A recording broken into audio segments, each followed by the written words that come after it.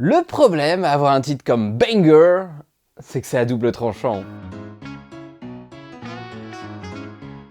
Bonjour à tous, aujourd'hui on va parler de Banger, sorti le 2 avril sur Netflix. Scorpex. Déjà, beau pseudo, un Scorpex, hein. Moi j'aurais dû m'appeler comme ça, Scorpex critique. Bref, ce fameux Scorpex joué par Vincent Cassel, c'est un DJ qui a connu la célébrité autrefois, il y a fort longtemps, mais maintenant il est complètement has-been et plus personne le connaît. Il a l'occasion de revenir au sommet lorsqu'une agent de la DGSI, jouée par Laura Felpin, le recrute pour faire tomber Vestax, encore un beau pseudo, son jeune rival interprété par Mr V. C'est réalisé par Somi, c'est un mec qui vient pas du cinéma mais de l'univers de la musique électro, et il a notamment réalisé pas mal de clips pour Justice. Et je sais pas vous, mais moi j'étais hypé par ce film. Un film qui explore comme ça les coulisses de la musique, du monde de la nuit, des DJ, mais ça pouvait être trop bien. En plus c'était réalisé par quelqu'un qui vient pas du cinéma, donc on aurait pu avoir une proposition originale qui casse un peu les codes. Mais comme d'habitude, je suis très mauvais pour présager de la qualité d'un film, et ce Banger, c'en est pas un. En fait, le film est à la fois super cliché, ultra convenu sur tout plein de trucs, et aussi en même temps assez brouillon sur ce qu'il essaye de dire, sur là où il veut nous emmener. Moi je m'attendais à une plongée dans l'univers de la musique électro, et en fait on est plus sur une enquête policière, mais qui est complètement banale, qui est niveau d'un épisode d'NCIS ou des experts, donc un truc pas forcément horrible, hein, mais oubliable quoi, et en plus pas forcément bien développé. Vincent Cassel joue donc un DJ qui est has-been, mais lui il est dans le déni, il est persuadé d'être encore une superstar, et ça marche plutôt bien. C'est marrant à voir, on va par exemple voir qu'il va gueuler quand il va voir que son vinyle édition collector, il est bradé à 1 €, et c'est intéressant en plus, un artiste qui est comme ça à la recherche d'une gloire qu'il a perdue. Et en plus, Vincent Cassel joue plutôt bien, parce que à ce niveau c'est presque méta, hein. Il joue une caricature de lui-même, un mec qui est bloqué 30 ans en arrière et qui est persuadé d'être toujours un petit minot beau gosse sur le devant de la scène. Donc ça partait pas si mal, je me disais il y a un petit potentiel. En plus, à côté, son jeune rival, c'est Mr V, donc un influenceur, et alors ça marchait parfaitement, on avait l'opposition du vieux monde contre les nouvelles célébrités qui viennent du web. Malheureusement, arrive ensuite Laura Felpin. Alors la pauvre, elle y est pour rien, hein. Mais là commence en fait la partie enquête policière.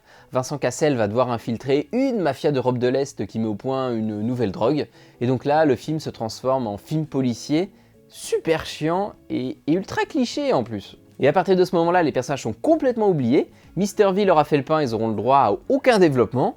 Et d'ailleurs, pour Mr V, c'est vraiment chaud quoi. Il sert à rien. Il doit vraiment avoir 3 phrases dans tout le film finalement. Et toutes les pistes de réflexion dont on parlait avant, eh ben, elles sont balayées. On a juste 1h15 de Vincent Cassel qui fait ami-ami avec la mafia. Et c'est vraiment pas intéressant. C'est d'une banalité consternante, en plus c'est pas crédible une minute, et puis on comprend rien, on comprend pas bien les relations entre les personnages, s'ils sont célèbres ou pas, importants, voilà, tous les liens qu'il y a entre les événements. Il y a des histoires autour d'un défilé de mode. Alors l'idée au départ ça devait être sûrement de dénoncer un peu le monde de la nuit, les paillettes et le monde de la mode du coup, mais on comprend jamais vraiment où le réalisateur il veut en venir, ce qu'il veut vraiment dénoncer par là. Et on a aussi bien sûr Vincent Cassel qui a une fille, qu'à l'âge de sa meuf. Et cette aventure formidable, ça va être l'occasion de les rapprocher. Parce que film français. Bon, je suis dur, hein, mais heureusement, le film est quand même sauvé par son ambiance. Il se prend pas tant au sérieux, il est un peu décalé, ce qui fait que ça passe. Il est pas super drôle, hein, mais il a un ton qui est quand même assez léger, ce qui fait que, bon, c'est un film VOD, t'as pas payé ta place ciné.